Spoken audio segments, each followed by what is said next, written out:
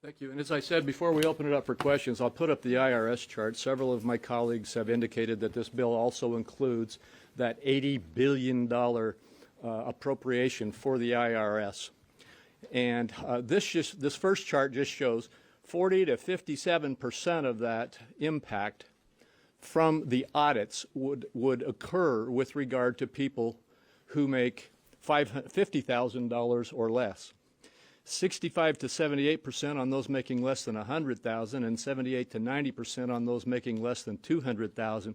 And the bottom line is the key one here. Only about 4 to 9% of the expected audits could come from those making $500,000 or more. Now, why is that? By the way, this is another request of the Joint Tax Committee to tell us where the tax gap lies. The Democrats consistently say, well, the taxes we're imposing here are on tax cheaters and people who aren't paying their fair share of taxes. So we asked the Joint Tax Committee to tell us where is this tax gap. And there's another chart under here. The Joint Tax Committee pointed out, we don't have that chart?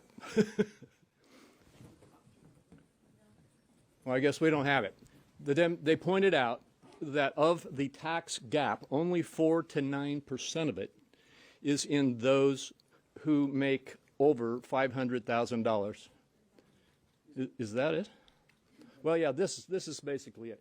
The tax gap lies in these categories. And what I'm saying again is the Joint Tax Committee has identified in which income cohorts there are expected payments of taxes that are less than those due. And if you've got 87,000 auditors coming on board, by the way, that is 6 times the annual budget of the IRS, 87,000 auditors coming on board, only 4 to 9% of that tax gap is in those making more than $500,000. They must have to go in their audits after those in the lower income categories. That's what this chart shows. And that's what my colleagues are complaining about. With that, let's throw it open for questions, and please, colleagues, step up here and help answer them. We'll go here, and then there, and then here, and then here. And not even get over here, so you'll get yours. A number of you are close with Senator Sinema, and a number of you have seen me talking to Senator Sinema on the floor recently. Considering how much of a linchpin she is in Democrats passing this bill, what has your message been to her specifically, and how hard are you pushing for her to basically kill this bill when it comes up to the floor? Well, of course, we are making this case that we've made here to you today as aggressively as we can. Would you like to elaborate on that, anybody? I think that's the answer. And we're making it not just to Senator Sinema. We're making it to every single senator and, frankly, to every single American. Yes. Or I said I'd go back here first. I came in a little late, so sorry if I missed this, but Senator Sinema has been against changing the terms for carried interest. Mm-hmm. Is that an argument that you guys feel could hold more water with her than some of these arguments? I didn't see this mentioned here. Yeah. So I wanted to see what your... I can only respond. I have not had a conversation with her about that. I can only say that I am aware that she has expressed opposition to it, and so I would expect that she would be supportive of efforts to take that out of the bill. I don't have any other information beyond that. Yes.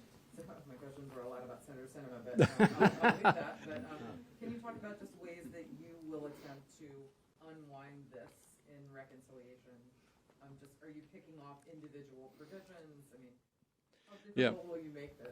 What we will do is I'm not going to give specifics because that actually hasn't been decided yet, but we will be bringing bird objections to many pieces of the various objectionable portions, and we will be bringing targeted amendments and as well as broad amendments to either commit back to the committee to fix the bill or to change text in the bill, depending on how the budget rules will allow those amendments to be developed.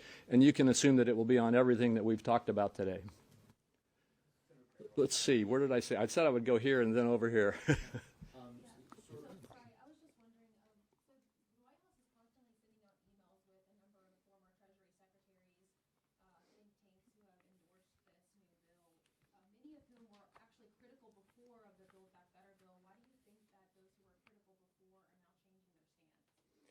You know, I haven't seen the details of those. I know they've been sending out names of people who support it. We always see that. There are always, each side, you know, lines up their supporters.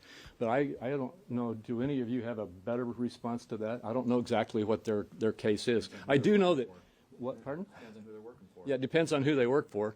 But I also know that one of the arguments that I've heard is that, well, we are going to be providing Americans as much money in our spending part of the bill as we are in the tax impacts on them, and so this isn't really a tax increase.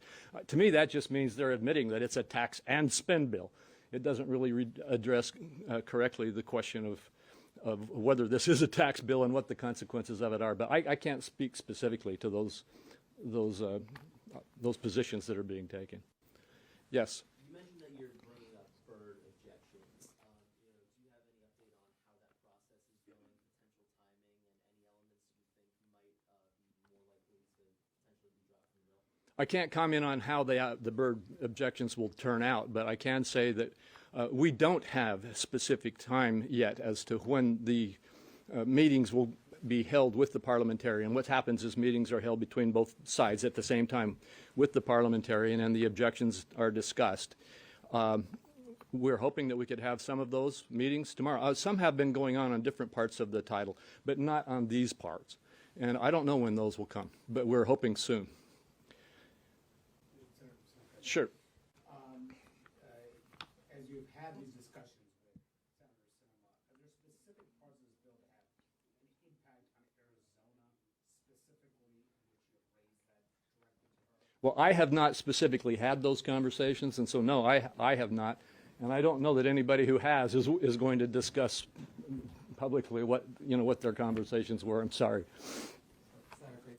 Yeah. Given that Senator Sinema's relative silence on the reconciliation so far, and there's no resolution to like how the corporate minimum tax, if it's in the bill or not, do you intend to introduce an amendment to strike out the minimum tax on the Senate floor during the vote around that? I can just say that's under consideration. As you might guess, there are about 100 or more amendments that are under consideration. And I don't know which ones will ultimately come, but that's definitely one that's under consideration. Yes, here and then here.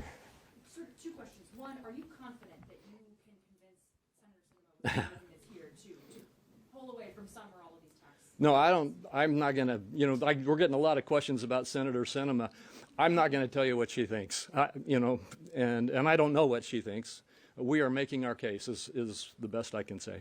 Second question, would you consider an amendment? You talked a lot about manufacturers here that would, for the minimum tax, either lower the tax burden, or kind of strip manufacturers out of the tax.